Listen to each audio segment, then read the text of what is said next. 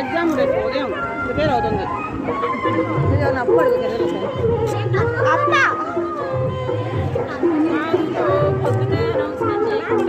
ఏం డబ్బులా ఈసారి నుంచి బ్యాంక్ అన్న పెట్టాల్సింది.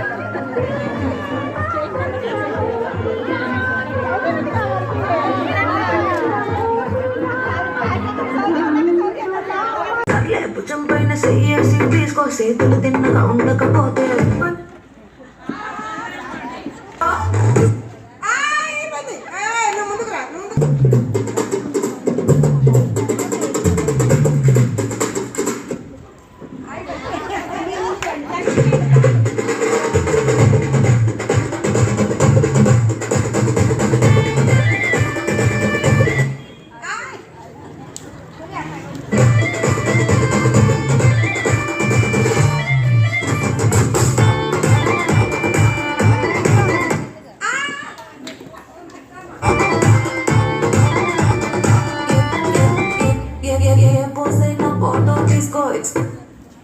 లేదమ్మా లేదు. నేను 2 నిమిషాలు ఎందుకంటే యాంగ్జైటీగా ఇక్కడికి వచ్చేసి ఇంతమంది నేను చూసుకుందాము. ఇది 1947 నుంచి నాతో వెంట పడుతుంది.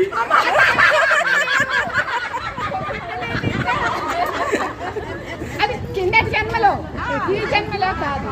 అది పుట్టింది 1947 కాదు కదా.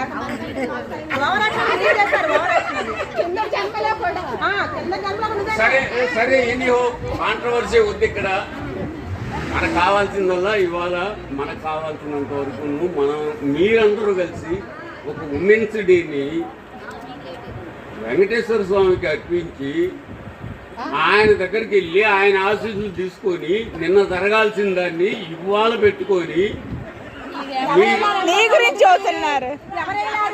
వెళ్ళిన వాళ్ళందరికీ నమస్కారం తల్లి. నేను వెళ్ళానని ఇప్పుడు చెప్తున్నారు. నేను వేరేని కాదమ్మా.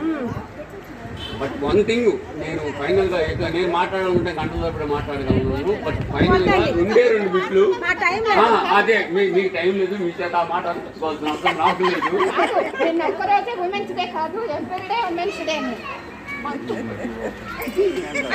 మేము లతక్క గురించి అడుగుతున్నా, చెప్పాలి.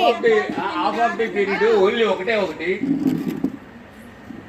అంటే ఇక్కడ నేను క్యాస్ట్ పరంగాను లేదంటే వేరే సబ్జెక్ట్ ప్రకారంగాను మాట్లాడదలుచుకోలేదు. ఒకటి మాత్రం మాట్లాడదలుచుకున్నా. హ్యుమానిటీ గ్రౌండ్లలో ప్రతి మనిషి కూడాను తన స్వతంత్రానికి తను పోరాటానికి ఆది నుంచేసి వస్తున్న రోజులే ఇవి. ఇవాళ అదే సబ్జెక్టులలో ఉమెన్స్ డే అని చెప్పేసి ఉమెన్స్ వల్ల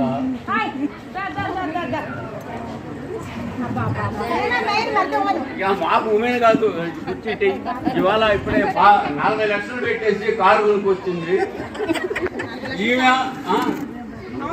ఏంటంట ఇప్పుడు అదే ఆ ఈర్ష్యా ద్వేషాలే ఉండకూడదంట.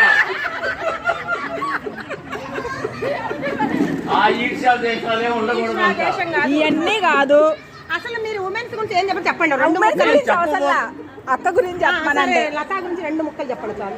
2 ముక్కలు లతా అక్క గురించి మీరు ఒక్క నిమిషం. ఓకే పోయిన సంవత్సరం మీ గురించి ఎలా చెప్పిందంటే సరే అందరికి చెప్పన్నావు కదా ఇంక మళ్ళా ఇంకా చెప్పండి లతా గురించి 2 ముక్కలు చెప్పండి. whether God will gives me life whenever up to that he is me I చెప్పండి. am with you అంతేనా?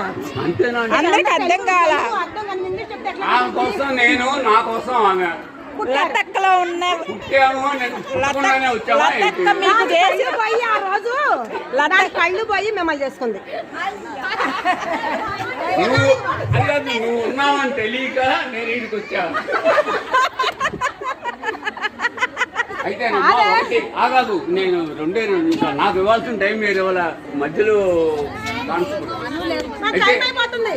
అదే ఏంటంటే సార్ మీకు నేను అడగదు ఒకటి మాత్రం వాస్తవం ఇంతమంది మన పేటలో మనం ఉన్నాం మనము అన్నది మనం గుర్తించకుండా ఎవరి కోసమో ఎంపర్లాడటం పాకులాడటము అని అన్నది